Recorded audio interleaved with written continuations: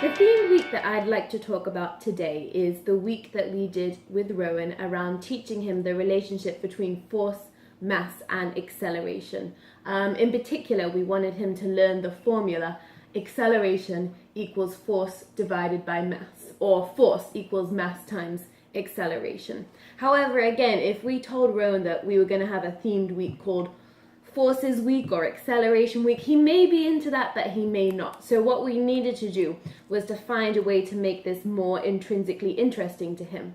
Now, luckily at the time, what Rowan was really into was getting wheelbarrow races from the girls, the working students that we have here. What he would do is he would sit in the wheelbarrow, often with a whip, a horse whip, and he would make the girls pull him around a racetrack that we created on the gravel paths that we have here, and he would pretend to whip them with the stick to make them go faster and faster, and he thought it was, hilarious and really fun, and the girls got tired, but they enjoyed doing it as well. So I thought that we could combine the two, and our theme for the week could be Wheelbarrow Week, because that's what Rowan was doing every day anyway, and it was pretty easy to tie in the concepts of force, mass and acceleration with this wheelbarrow ride. So what we did is, once again, we used Rowan's favorite cartoon characters from Cartoon Network, and the characters we were using this week were from a show called Uncle Grandpa, which is one of Rowan's favorites. Now, we didn't have the actual characters, we were using imaginary characters for this, which is something that Rowan likes to do quite a lot. He imagines that he either is one of the characters or that the characters are with us and doing activities with us. So we pretended that these Uncle Grandpa characters were doing this activity with us. And what we did was we pulled Rowan around the racetrack as normal, but we started to just drop in the concepts of force, mass and acceleration. So normally we would have two girls, me normally plus one other, pulling the wheelbarrow, because Rowan was sort of 11, 12 years old by this stage and quite heavy. And on one particular day, we just pretended that there was no one else available. So it was just me pulling the wheelbarrow. And I started to pull him around the racetrack. And obviously I couldn't go as fast as we normally would. And he was using his whip and pretending to whip me and saying, faster, faster, faster. But rather than making an effort to go faster, I went at the same speed and said, I can't, because you're quite heavy and there's only one of me. So we don't have as much force as normal.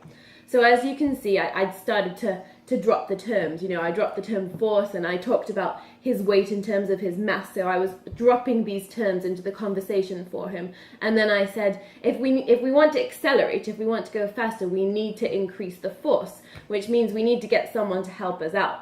And then we persuaded one of the girls to come and push the wheelbarrow from behind, and I said, look, we've probably doubled the force now because we have two people, which means we can go faster. And then we went at the normal speed, and we carried on doing this throughout the week. And as I said, we made use of these imaginary cartoon characters. So sometimes we would increase the imaginary mass of the wheelbarrow by adding in one of these characters.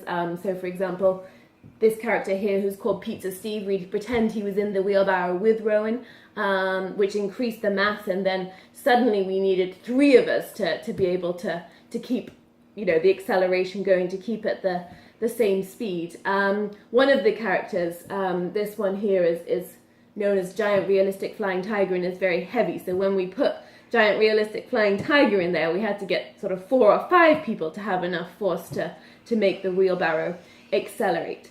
So, as I've said, gradually over the course of the week, we first dropped these concepts into the conversation, and then we tried to get Rowan more involved in the activity. So we used our mover method philosophy of drop it, do it, confirm it. When we did that, what I did was I put up signs around the wheelbarrow race talking about these concepts, and we just simply started to give Rowan the opportunity to tell us what he thought would happen if we added in some extra mass, or if we increased the force, and the effect that this would have on the acceleration of the wheelbarrow. As I said, we gave Rowan the opportunity. We didn't put any pressure on him to answer those questions. So if he didn't feel confident in the answer, he would remain quiet and we would simply supply the answer for him. However, once we'd done this enough times, remember, repetition is often key. he did start to feel confident, and he did start to tell us, oh no, we've increased the mass. That means Jenny's not strong enough to do it anymore. We need to get Katrin or Sonia to come help us. And someone would come along and help us, and we'd carry on, and we'd start to really understand these concepts. Now, the confirm it stage of an activity like this is where we try and ensure that Rowan has really understood this concept. And as I often do with the themed weeks, what I did was, with his help, create this poster.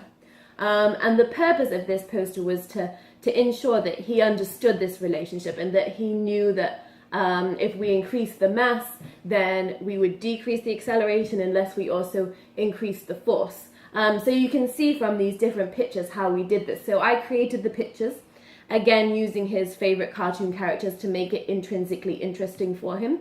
And in this first one, we have one person, Uncle Grandpa, pulling the wheelbarrow, and we have Pizza Steve sat inside. And we have little speech bubbles of them saying funny things to make Rowan laugh and be even more interested in the poster. And we actually assigned them, we assigned Uncle Grandpa a force, and we assigned Pizza Steve a mass, and together we worked out, okay, what is the acceleration going to be in this situation? And then we moved on to the second picture, where we added in a second character, so there was more mass in the wheelbarrow, and we figured out together what happened in that situation to the acceleration. In the third picture here, we added in a third character, so we have even more mass, and this is the really heavy character here. And we worked that out. And then in the fourth picture, we added in some extra force, so we have somebody pushing from the back. And then again, we figured out together what impact that would have on our acceleration. So by the end of this poster, I was pretty confident that Rowan did understand the relationship between force, mass and acceleration, and could at least begin to do simple calculations around it. Now, obviously, making those calculations more complex can come at a much later stage. The idea here was just to get him understanding the relationship between these things.